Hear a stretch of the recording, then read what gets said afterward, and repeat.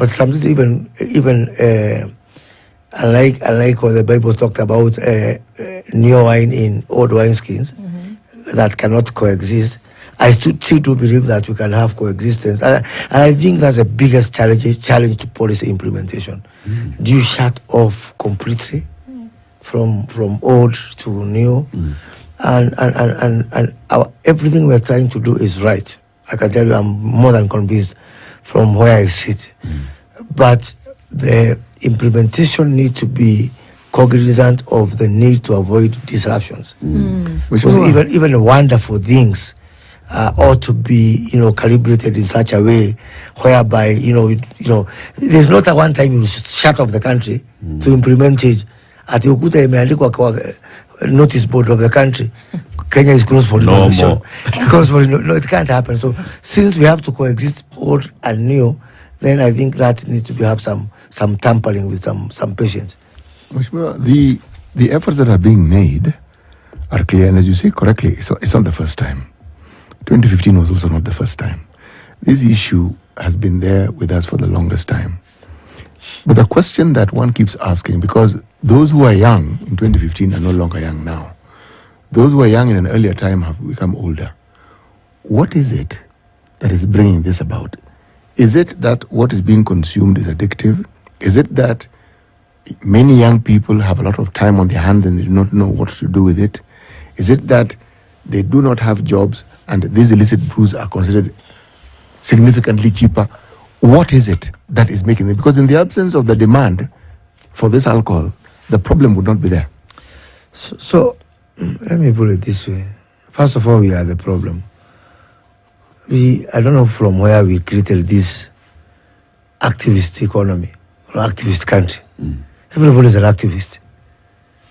I'm saying this because I have to compare our country with other countries. Because I travel a lot. I have lived in countries. How come there is not this problem in other countries? How come it's only a Kenyan problem? It's because, first of all, other countries, there's nothing like absolute freedom, even for countries which are more democratic than ours. But now ours, everybody want to have rights of small pets, everybody want to have their own set of rights, so-called rights, So that to put law and order becomes extremely difficult because we over exaggerate this entitlement to rights, especially after the 2010 Constitution, which is a very progressive document. But everybody, because we came from an era of mistrust where nobody would trust another. Oh, disability, unajua tumefinywa in the past, so now we want our space. Oh, women, oh this, oh that. Let me tell you something. I am the minister in charge of public service. And sometimes I try to straighten public service. Because I'm the one to come here on media and you ask me a question about public service and how performing. Then, in our own activist thinking, we made the Public Service Commission a completely independent. So my hands are tied. You'll come here and ask me about reform. But because we came from this culture of, like, it will be biscuits, rights have to be dispersed left, right, and center like biscuits. So the flip side of that is the rule of law. And that's exactly why we have this particular problem. That, hebu jaribu kuguza hiyo. Hapana, unaingilia hawa, unaingilia wale wengine. Wait. So are you saying that it's because of these rights that people are turning to alcohol? No, I'm just saying that we could have a better regulated industry. Alcoholic beverage industry. Okay. But because of the mindset of the country is, if you try to put order, you are trampling on somebody's right. So it has been historically been very difficult to bring law and order. Like people are saying. But why are people turning to alcohol? I'm coming to that. I'm saying, before you look at that, people will always turn to alcohol. Did you see? Are you a Christian? I think you're a Christian. I am. Don't you know they ran out of wine? It was an emergency. Jesus' first miracle. People are saying, Ebu, give me some airtime, I want to call Jesus. It is it's the first miracle, People will always turn to alcohol. Remember the story of Cain and Abel? Yeah? What did Cain do? Where was he cast? He looked at the nakedness of his father when his father was drunk. You know, that is as old as, you know, in the Genesis of the Bible. So what I'm saying, Eric, you can look at it from the point of view of consumer and the point of view of the producer. So why people take alcohol, that is a consumer issue. But more often than not, you'll find that what is likely to be under your control is the producer side, not the consumer side. That's why I'm talking about that legislation on removing the excise duty on ethanol. That's why I'm talking about that environment for clamping down, because you can only work on the producer side. The consumer side is so difficult to work on. Why? Because of human nature. Human nature, that's number one. Number two, let's look at our workforce structure. People who are above working age, do you know how old they are? How many they are? 19 million out of our 53 million. So let's track them, where they are. 1 million is like me, who are paid by Government. By you. Taxpayer. Hakuna government. You have to confuse State and public officers. You, taxpayer, pays me. Okay? So we are 1 million who are lucky enough to sit on your back. 18 million Yeah? left. 18 million left. 2 million is like you, Public guys sector, who are private sector. wear ties and have a pay slip, and you have got, you know, you can speak some fairly good English. You are only 2 million. 16 million left. 16 million left. 6 million, they have somewhere to wake up to. Kibanda, you know, a garage somewhere. You know, they have a fixed abode. Yeah, you can find them somewhere. 10 million left. And Yambia, 10 million are for cheering me. If I today I can go to some place in Laikipia called Wiomeredia at 11 a.m. I'm not announced I'm going. I don't have even round speakers and all that. I just go and buy a banana in the market of Wiomeredia market in Laikipia. Within 1 hour, I'll have a crowd that can be of a sizable political rally. So do you think it's because these people have left their farms to come and listen to you? They didn't have I am very handsome? anyway. Nothing. They didn't have anything to do. And that's the tragedy of our country. So that as much as we are talking about, this fighting and this policy and all that, let's not lose sight of those 10 people. Bas. The only thing that brings them somewhere to some convergence, they work for someone. They work for betting companies. Yeah, these 10 million people. All they do, the only activity that can engage their mind, Nikuekelea. That's the only thing they because they also bet on life.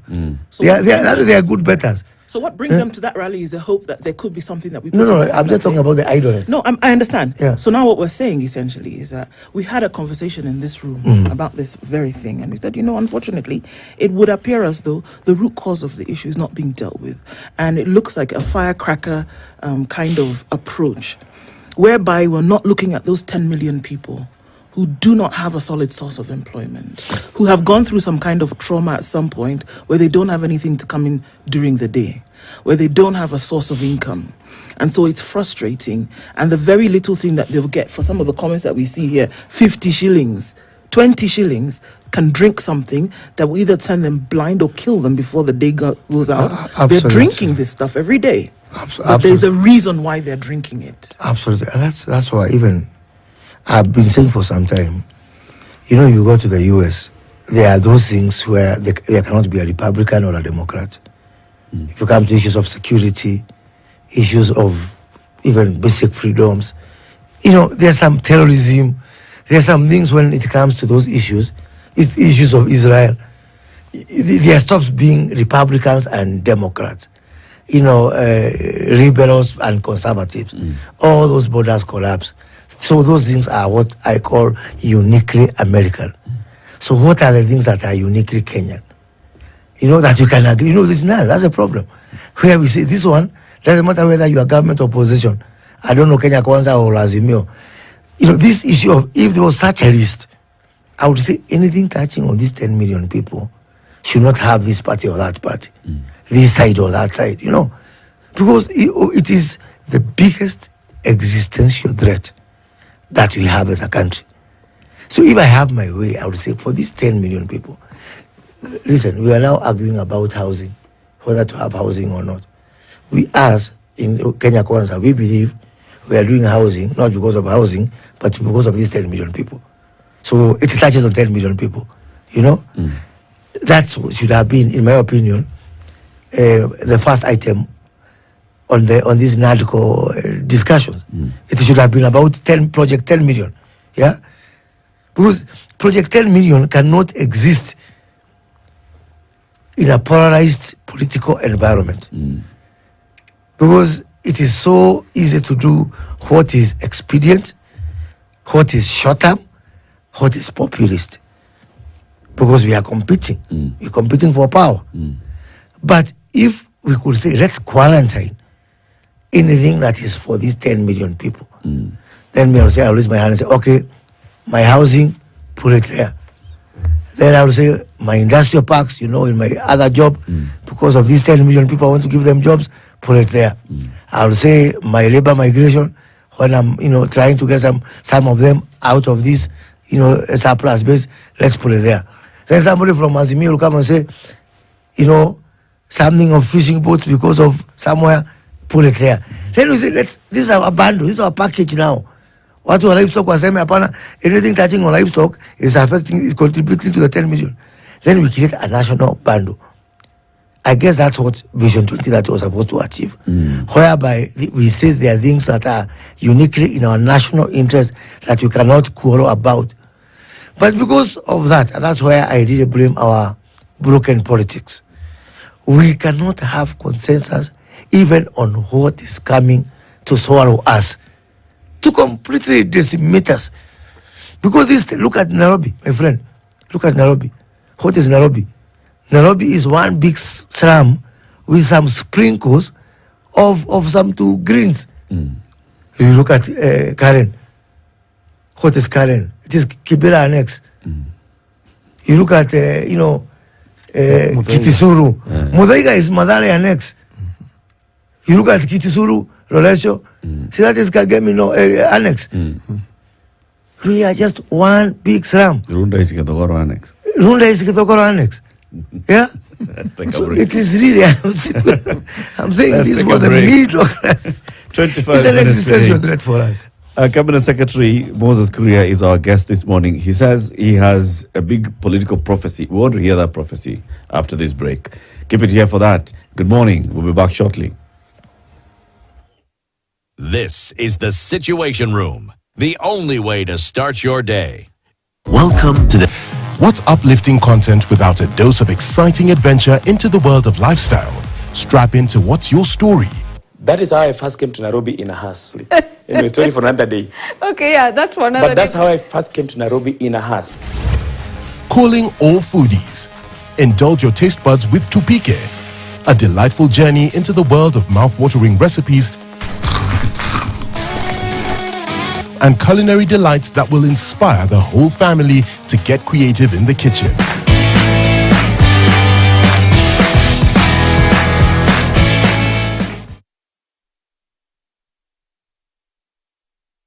Jake cleans and kills 99.9% of illness-causing germs and COVID-19 in your home. Jake, your family's guardian against germs and COVID-19.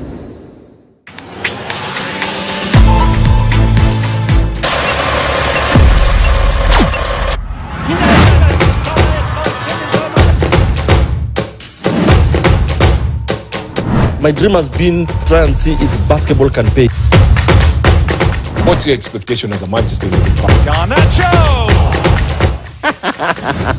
Kama imeanza uko kwa kiti unakoseanga sana. And you being a grand audience of Ekosea, because this year 2024 itakuwa bigi tena sana. Usikose. Ni moto.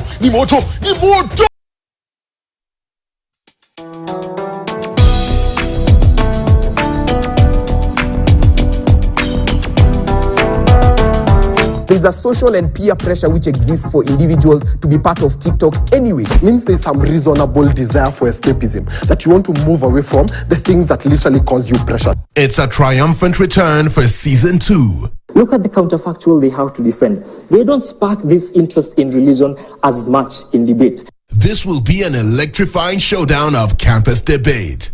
Currently, we can't see any app that is competing with TikTok, right? TikTok gives that gain of accessibility, particularly to Kenyan content creators. Brace yourself to dive into the heart of intellectual discourse. Students from top universities tackle pressing societal issues head on. Tune in for the season premiere Monday at 8 p.m. with me, Masivu Gutsa. Only on KTN Home.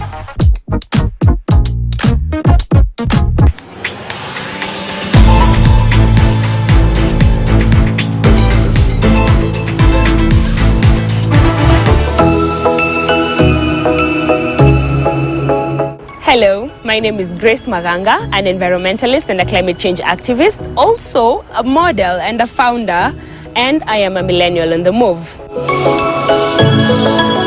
What I do has to bring out my personality. So yes, I care about the environment, but yes, I'm an artist. And what many people do not know is that artists have a lot to give back. No one should be afraid to be seen trying. You just go for what's yours. You never know where your luck is. And also that's something modeling has taught me. Opportunities just come when you least expect, and you need to be there for them.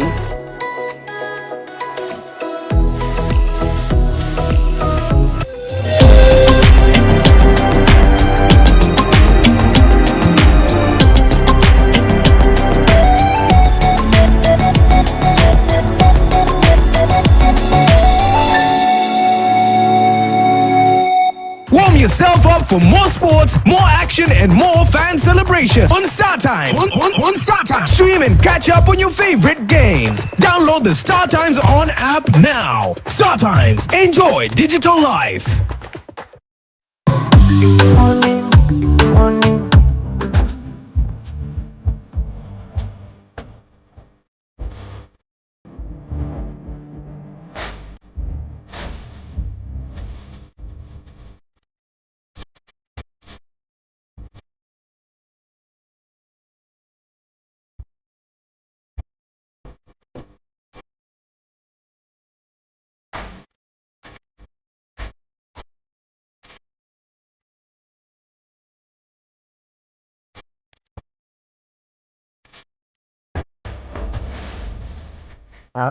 As soon as we are sworn in, our manifestos become something for the shelves. We are the first government that implements every page. And when you are implementing the same code, the same book, it is not about my view and your view. Yeah? And that makes it very predictable, you know? Because I'm not implementing my views, I implement the Kenya Kwanza plan. The Deputy President implements the Kenya Kwanza plan. All other cabinet secretaries implement the Kenya Kwanza plan. Principal secretaries implement the Kenya Kwanza plan. So our voices can have some as sopranos, bass, tenor, but the hymn book is the same. That makes it very easy when the hymn book is the same. So what you call sometimes disagreement is different voices for the people in the same choir singing the same song from the same hymn book. Lakini sauti zinatofautiana. Yes. You know, Waziri, what you say philosophically is actually very true. If only we were not discussing a political situation and politicians. The competition that politicians have and politicians compete. One argues that they compete for the soul or the vote of the people because that is the center of power. Others say it's personal differences. I don't see personal differences between you and the Deputy President, but when it comes to political power, unless you're saying that you're completely divorced from that quest of political power. Well, you know, people come to government from different backgrounds. We have some people who came from private sector, others have served in government. Everybody has a past, and personally for myself, I remember my background. I'm from extremely private sector. Left the private sector to come to politics, even before government. And now I'm in that phase where I'm in government. So a private sector person who transited through politics, landed in government, you will find streaks of that in me. So you'll still find the private sector person. If you look at the way I conduct my ministry, sometimes it is upsetting to other people because I'm not a typical government person. You know, I'm not a typical, this technocrat. So you will still see a lot of my imprints from the private sector because you can't take away. I was listening to Ndu and this Albert for the commercial for EcoBank, and I thought you said how many countries? 35 countries. And do you know who heads that mammoth institution? Our very own Kenyan is a CEO, Mr. Jeremy Awori.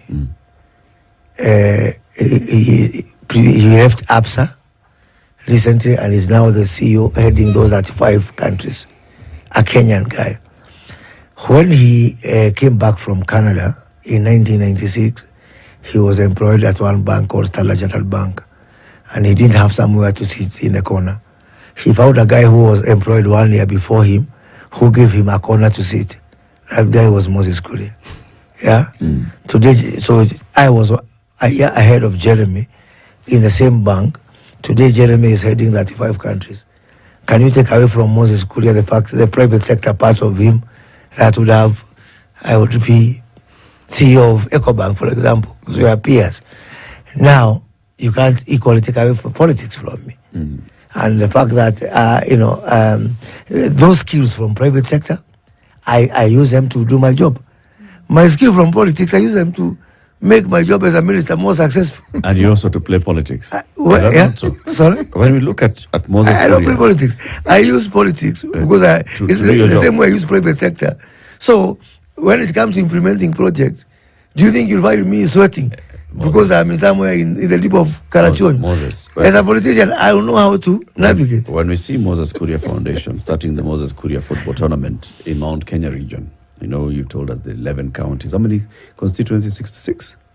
Yeah, 66. 66 constituencies.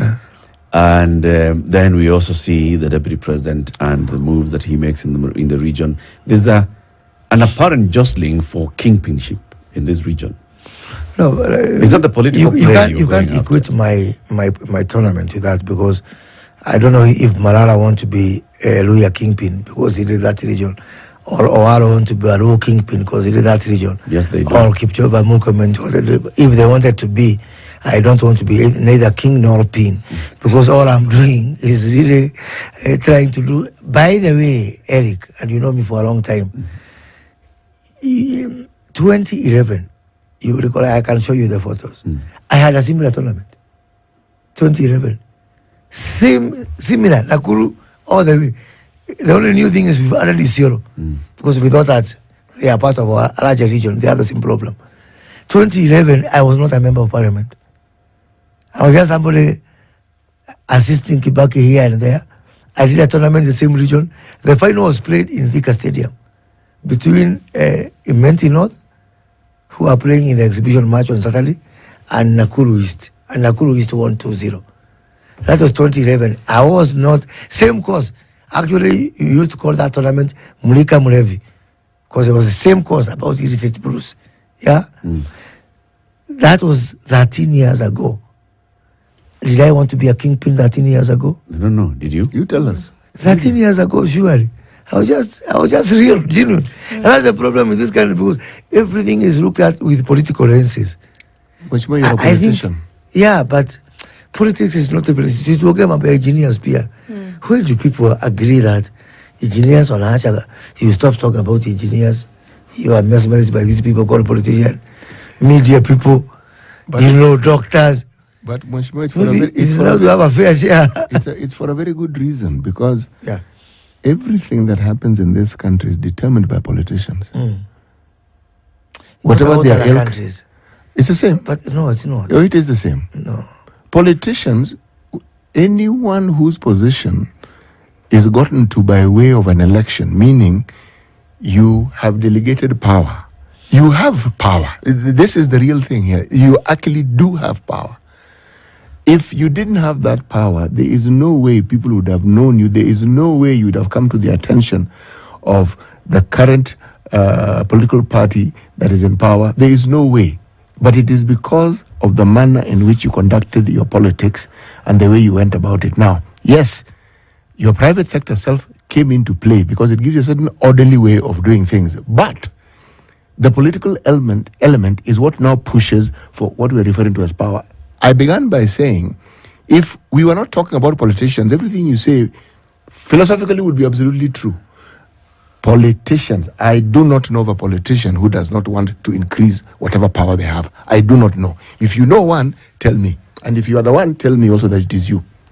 Well, let me say this. The point I made is that my politics assist my work in government. That is one thing, and it's completely different about whether someone would want to increase political power or not. I'm just trying to say that politics is not necessarily a bad thing. It's a wonderful thing, though. It's not necessarily a bad thing. It's a contribution like any other contribution. Okay. I've seen a lot of my friends, wonderful people, colleagues, but they are not from the politics. Mm-hmm. They bring, like the CS for National Treasury. We have a very symbiotic relationship because that man is a walking reservoir of knowledge. I've never seen a finer economist than Professor Njuguna Ndung'u. But you come now to politics and dealing with people like you, then that's so we have a better trade. Allow me to ask this question. So each of you at the beginning of government, the beginning of this administration, were asked to sign what would I call them, performance contracts. Mm-hmm. At that time you were at a different ministry, right? Now, and what you signed was specific to that ministry. There were things that you were going to deliver, right? So with what was the shuffle or the reshuffle or whatever else, you've now come somewhere else. Did you then re-sign something else? Or was it the overarching principle of what you signed then that would carry forward? That's part A of the question. And then on the other side of it, so after that, are you delivering within the lines that have been drawn for you, and what challenges are you facing that would prohibit any kind of development or progress? On your first question, once you assign a new responsibility, the first thing that kicks in is collective responsibility, and that government exists in perpetuity. The president is a football coach. He can see you playing in number 6 and ask you to go to number 9. And you cannot do anything about it because that's why you have one coach who makes those decisions. So once you are now given new I was Minister for Investment, Trade and Industry for 11 months. Mm-hmm. So first of all, when Rebecca Miano took over from me, her first duty is to ensure that she carries through what I signed off. That's your first, that's the unwritten code. So equally for me, I had to finish off what was signed off by not one person, but by 2 people. Because after the shuffle, then I got jobs from 2 ministers. I got my public service job from Aisha Jumo, and I got the performance and delivery bit from Prime Cabinet Secretary Musalia Mudavadi. So I had now to ask Musalia, what did you sign, so that I help you until the end of the financial year, fiscal year in June. I am obligated to carry out what Musalia would have done for performance and delivery. And that is why you saw me, jumping all over, trying to coordinate delivery, roadshows within ministries to ensure that now what I signed, I was responsible for performance contracting, which I am responsible for. I'm responsible for delivery of services or our promises rather to the citizens across government. That comes to the second bit. So this performance contracting is not really a ranking of the cabinet secretary per se. It is really a ranking of the ministry, because this ministry is more than cabinet secretary. We still have PSs there. We still have directors. We still have a whole bureaucracy that contributes to achievement of the performance contract you sign. So once you are sent there, all you can do is to accelerate. But until you sign yours, you have to be, sensitive to the fact that somebody committed to doing something, and government exists in perpetuity, and we have collective responsibility. In terms of challenges, to work with peers, friends, colleagues, we are on the same level, literally. But by the executive order number 2 of 2023, I happen to be that minister who has to ask everybody a question about performance. When it was with the Prime Cabinet Secretary, it was not a difficult thing because Prime Cabinet Secretary is in an elevated position. But now for me, I had to maneuver with skill, a lot of skill and caution to ensure that, first of all, it was not difficult for me because I like assisting. I have never done a lot of operational work. I am always a consultant, even in my private sector. So I see myself as a consultant in government, not a boss, it's a consultant. To come there, I think, Eric, you can do this differently. I think we can be able to first. So that until now, I was able to now plug back to my consulting days and bring the same consulting approach to my work, which made it now easy for me to work with colleagues. Otherwise, a lot of naysayers will be there, a lot of stumbling blocks. Plus also, one of my other big challenges, I find it as a personal challenge. Because in private sector, we work by what is right and wrong. But most of the time in government, it's about what is possible and not possible. Sometimes what is right is not possible. It is not. And that's a challenge. You know some of the areas I'm very, very passionate about. For example, I do believe for us to, because of these 10 million people I told you, we need an extra dose of resources coming from outside the country, money we don't have. Not just money moving from my pocket to your pocket. We need money that we don't have. We need money that is abroad with other people there. The process of getting those people to come here and deploy their financial resources so that we can be able to give jobs to these 10 million. The mindset of us here, people, government, everybody, is as if those people need us more than we need them. Yet we need those people. So you find people stumbling blocks, people hiding behind procedure, behind bureaucracy. And someone said, if you're in a hole, stop digging. Because already we are in this hole. We're in a financial hole. What are you doing to change that perception or that mindset in public service? It has to be just consistency, Eric. It has to be consistency. Consistent in what you do, being realistic, and being who we are. There's some things which I say, let me give you an example. We now have one huge project called digital transformation. The Ministry of Education is doing a lot to, lay fiber, 100,000 kilometers, creating digital jobs, Wi-Fi, hotspots, a lot of fancy good things. But two things I'll tell you. One of my favorite, one of the departments that I look after that is so popular with Kenyans is Huduma centers, which are largely manual.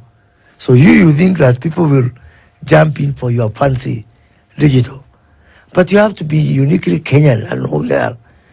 People, that last year alone, 2023, we served 13 million people, individuals, from our Huduma centers. So you might think that, now we are going digital. But still our people want to go to a physical place. They still want to be assisted.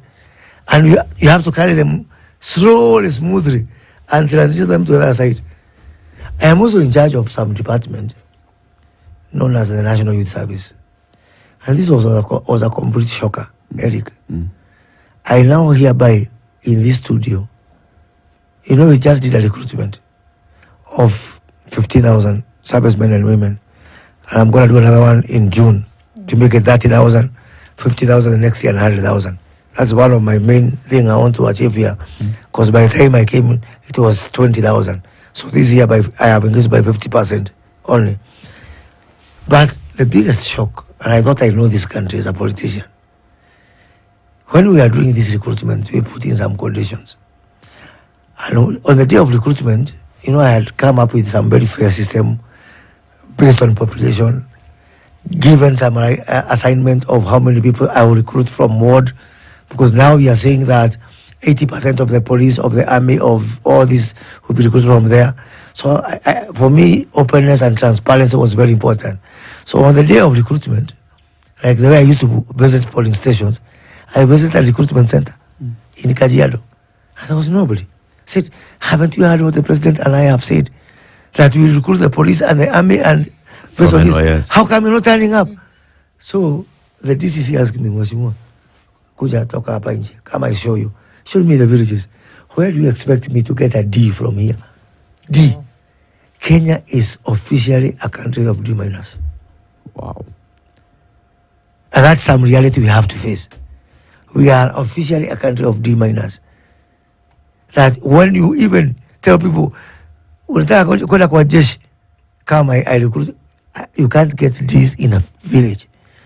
That means as we have got our lofty ambitions, we also have to temper it with the reality of who we are as a people. And that is why we are doing some things and moving so much ahead. And it has happened in the previous government, where Kenya is growing at 7.1%. But that growth is not being felt by those people. Because those people are D minus people. And your growth structure starts from D. Starts from C plus. So you cut off a whole population. And those are the people of Kibra, Madare, Kibagare, Kitokoro. And that's what I'm saying. A lot of sobriety is required in this country. Because for us, we can weather the storms. I'm not sure that our children and their children can do the same. The only thing you can give them is a working country. Do you know you cannot survive in this country if you are average? You've got to be above average. You have to be above average. But we want a country where even the average can survive. Mheshimiwa, thank you very much for joining us. People are saying we can't let you go. You said you have a prophecy. You have 2 minutes. 2 minutes. Prophesy. Where do you see our politics going? You know, I have seen a lot of people misapply themselves. Particularly on this issue of now that my good friend Raila Odinga is headed to the AU. And I'm supporting Raila Odinga to the AU because East Africans were not doing very well in terms of global Pan-African leadership. Not at AU, not at our Pan-African financial institutions. African Development Bank, my good friend Adesina, Nigeria.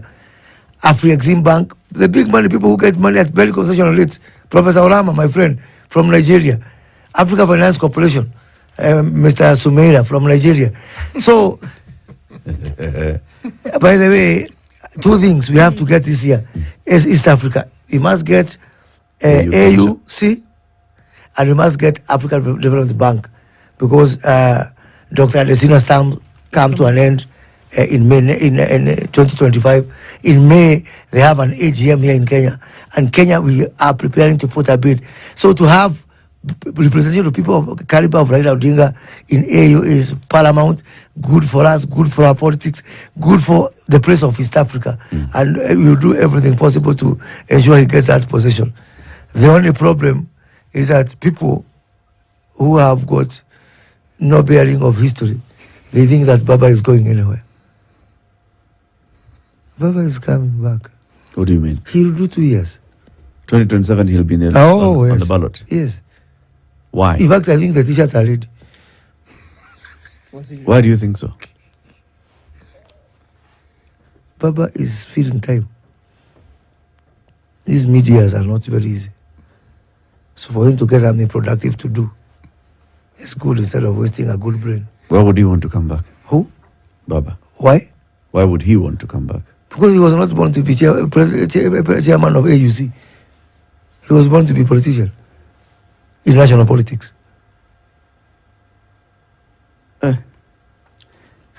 It's like you make me. It's like you make me now. Ruto is aware? Who? Ruto, the president.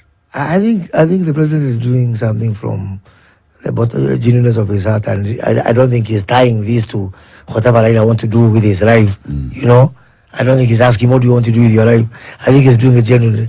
But I've just seen some other, let me call it amateurs, trying to think that Baba is going anywhere. Baba will be on the ballot. And if this time, he's going to call it short. And maybe give it to another East African to finish for him, Kikwete, as he takes care of some urgent business. Does he stand a chance of beating you in 2027? Well, let's say there's going to be a contest. Baba has always his constituencies. He always has his constituency. And it's not the first time he's having a rematch. He had a rematch with Uhuru Kenyatta. Let me just say that a contest with Baba is always a very interesting contest, and a contest you cannot write away and wish away. Indeed. Put it down somewhere.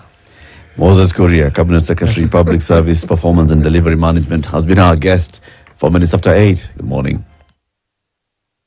If you go out of this country and